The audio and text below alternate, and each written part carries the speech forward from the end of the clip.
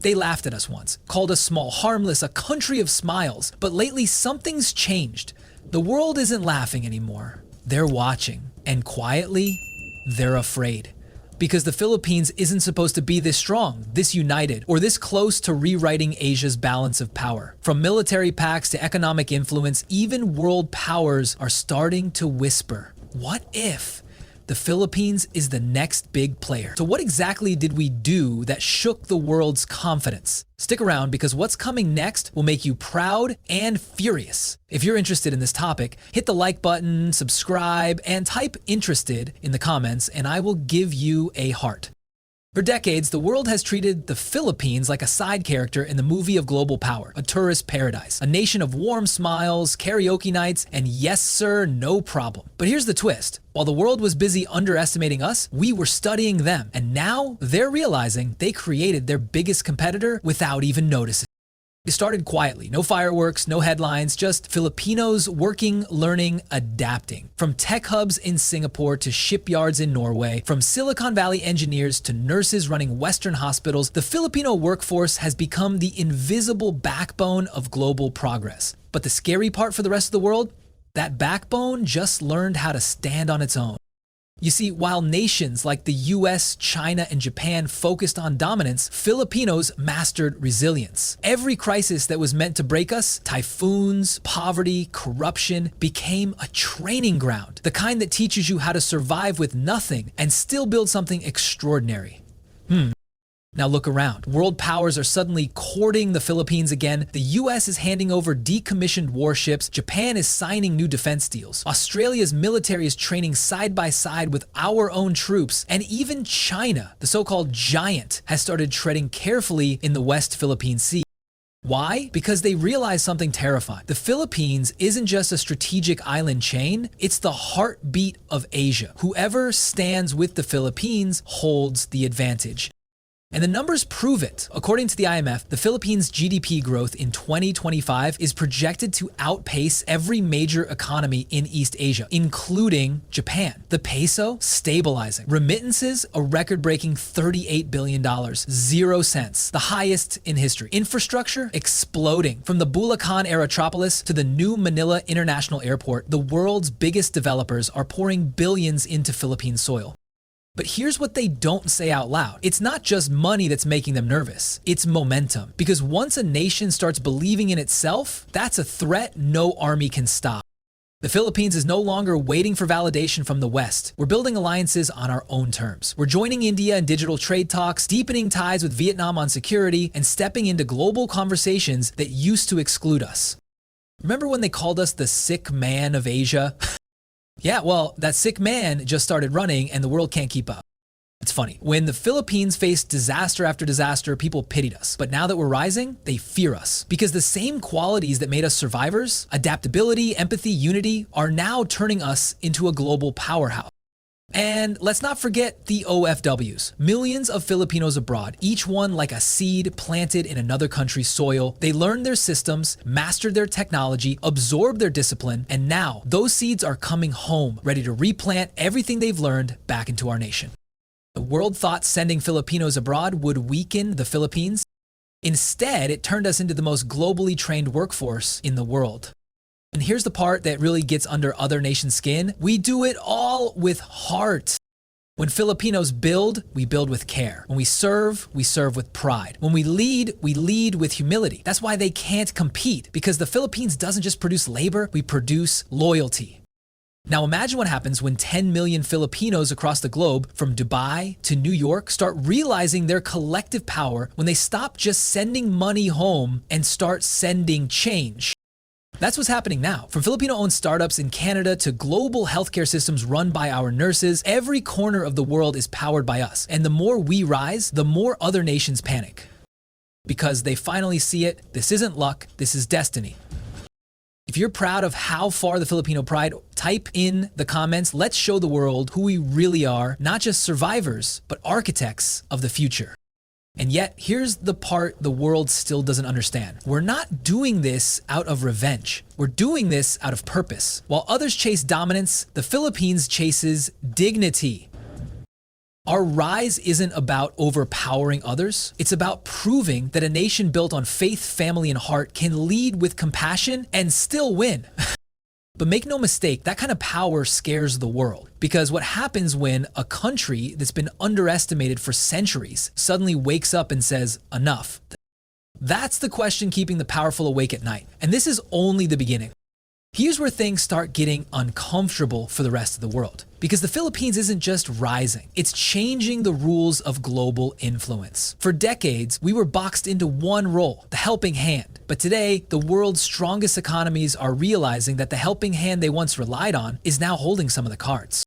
Look at the numbers. The Philippines now ranks among the top 5 global suppliers of healthcare workers, with over 300,000 nurses working across North America, Europe, and the Middle East. But this isn't just about nursing, it's about dependence. During the pandemic, when hospitals in Canada, the UK, and the US were collapsing under staff shortages, it wasn't local heroes who saved them. It was Filipinos. Without us, their healthcare systems would have snapped in half. And that's when global leaders started whispering, what if the Philippines pulls back? Think about it, if the Philippines decided tomorrow to recall even half of its overseas workers, the world would feel it instantly. Flights would be canceled, ships would sit idle, elderly care homes in Europe would struggle, tech support systems in Silicon Valley would slow down. Because whether they admit it or not, they need us more than we need them. The Philippines has quietly become the nerve system of the modern world. You might not see our flag on top of every building, but our fingerprints are everywhere, from your phone customer service, to the nurse giving you medicine, to the engineer building the bridge you drive on. And here's the kicker. World powers know that whoever wins the Philippines' trust wins Asia's heart.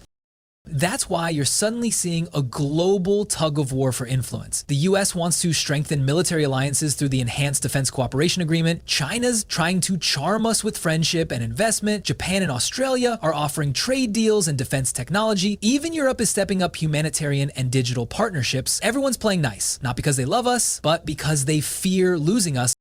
Because what they really see is a sleeping giant waking up. A country that once depended on remittances is now producing billion-dollar tech startups. A workforce once exported is now coming home to build. A people once exported now becoming the standard for global work ethic. But here's where the tension brews. Power never shifts peacefully. And the Philippines, for the first time in decades, is learning how to flex.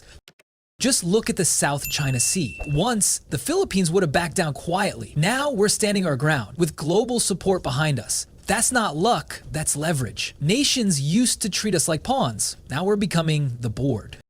And the reason they're nervous? Because Filipinos don't seek domination, they seek dignity.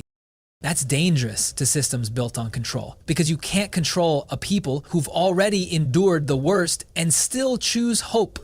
The Filipino is a paradox that confuses the world. We smile while struggling. We give even when we have little. We build for others before we build for ourselves. And now, that same humility they once mocked has turned into our most powerful weapon. We know what it's like to start from zero, and that's why we're fearless. The world's afraid of a country that has nothing left to lose and everything to prove. If you believe the world is finally realizing the power of the Filipino spirit, type respect in the comments. Let's see how many of us are awake to what's really happening. Now let's get brutally honest. This fear didn't come overnight. It came from decades of underestimation. They thought sending us abroad would drain our strength. They thought poverty would keep us too busy to fight back. They thought corruption would break our hope. But instead of breaking, we multiplied. Instead of fading, we connected. While they competed with weapons, we built relationships. The Filipino doesn't conquer land, we conquer hearts. And that's a kind of dominance you can't measure in GDP or missiles. It's called soft power, the kind that moves nations without firing a single shot.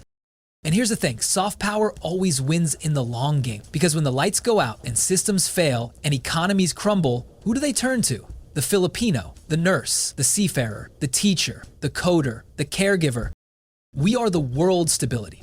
And that's why they're afraid. Because the moment we realize it, the balance of power shifts forever. But this fear the world feels right now, it's just the beginning. Because the next chapter isn't about how they depend on us. It's about how we use that power to rewrite our future.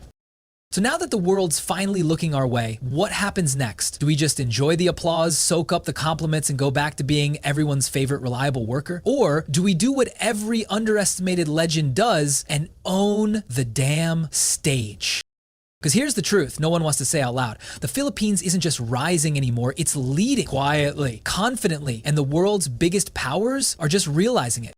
Let's get real for a second. For decades, we've been told we're lucky to work abroad, lucky to have remittances, lucky to be employed by richer nations. But look around. Who's really lucky here? The truth? They are, because we're the ones keeping their systems alive. Without Filipino seafarers, 90% of the world's ships wouldn't sail. Without Filipino healthcare workers, hospitals in the UK, Canada, and the US would crumble. Without Filipino engineers, Japan and the Middle East would fall behind in infrastructure. We are the lifeline of globalization, and for once, the world is starting to say it out loud. You want proof? Just this year, Canada's immigration department admitted that they're fast-tracking Filipino workers because, quote, no other nationality integrates faster or works harder. That's not flattery, that's dependence. Japan's prime minister publicly praised Filipino caregivers for saving their elderly care system from collapse. Even the United States, yes, the same country that once ruled us, now relies on Filipino nurses to fill over 30% of hospital staff shortages. See what's happening here? Respect isn't being given, it's being forced. Because the world can no longer ignore the fact that every time things fall apart, a Filipino is there to put it back together. And yet, the most powerful part, we do it without bragging. We don't march into rooms demanding power, we earn it. Day by day, shift by shift, with grace and grit that no machine can replicate. But here's where the real shift begins. The Philippines is no longer content with being the world's worker. We're starting to become the world's teacher. Our BPO industry isn't just serving clients anymore, it's pioneering AI-assisted communication centers. Our startups aren't copying Western tech. They're creating homegrown innovations in fintech, agriculture, and clean energy. Our soldiers are training with some of the best forces in the world. Our scientists are working on ocean technology that even Japan is studying. The message is clear. We're done waiting for permission to lead, and that's what scares the world most. Because leadership born from humility is unstoppable. If you believe it's time for the world to see Filipinos not as workers but as leaders, type leaders in the comments right now. Let's make that message echo around the world. Now let's talk about the heart of this transformation. Filipinos don't rise to dominate, we rise to uplift. That's why our influence feels different. It's not loud or aggressive, it's deeply human. When a Filipino shows up, systems improve, not just because of skill, but because of soul. That's why nations can't replace us. You can train a worker, but you can't manufacture heart. And that's what separates us from everyone else. But here's the thing, and this is where I get fired up. If the world finally respects us, then it's time we start respecting ourselves. Because what's the point of being loved abroad if we're ignored at home? What's the point of building the world if we can't build our own nation? We need to stop exporting greatness and start investing in it. The Philippines doesn't lack talent. It lacks opportunity. It doesn't lack potential. It lacks trust from its own leaders. Imagine what would happen if even half of the resources we send abroad came back home to build our hospitals, our schools, our industries. Imagine if our best engineers didn't have to choose between family and future. Imagine if every overseas Filipino could finally say, I can come home. That's the real fear of the world, not that we'll leave them, but that one day we'll stop needing them. Because once the Filipino starts building for the Philippines, we won't just be the backbone of other nations, we'll be the spine of our own destiny. And maybe, just maybe, that's what the world being afraid of us really means. Not fear of war, not fear of dominance, but fear of what happens when 110 million dreamers finally realize they were powerful all along. That's the future they're not ready for, but it's the one we've already started building. So to every Filipino watching, whether you're in Dubai, Toronto, or Davao, remember this: you are not replaceable, you are essential. You are not invisible, you are inevitable. In the world, they're not afraid of our anger, they're afraid of our awakening. Because once the Filipino wakes up fully, no one will ever underestimate us again.